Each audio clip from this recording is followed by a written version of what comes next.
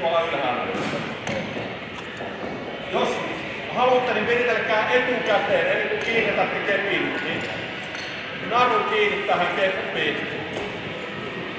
Jättäkää puolet niin, että meillä on mahdollisuus vähän timmata sitten sitä korkeutta.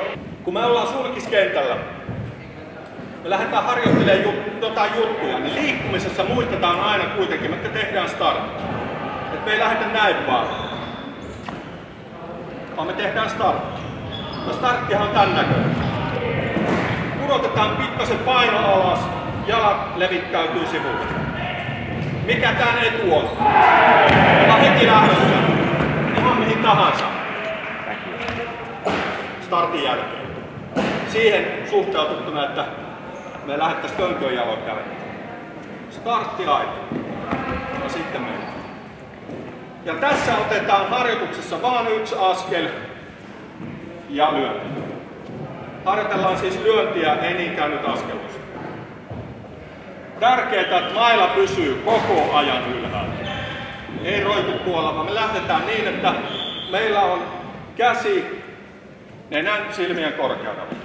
Minulla siis mailan kahva tuossa verkkonauhan kohdalla. Koska nyt kun minä kaadan mailan, niin mä oon just siinä verkkonauhan korkeudella.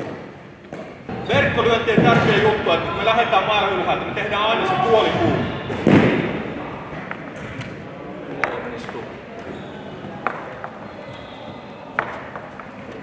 Siinä oli hyvä.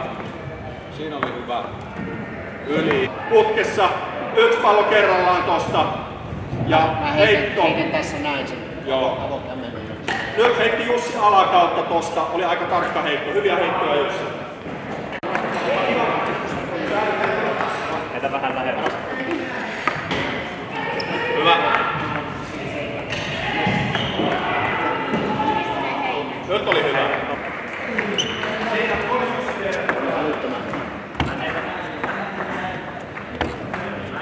Kättä eteenpäin. Tätä käsivartta.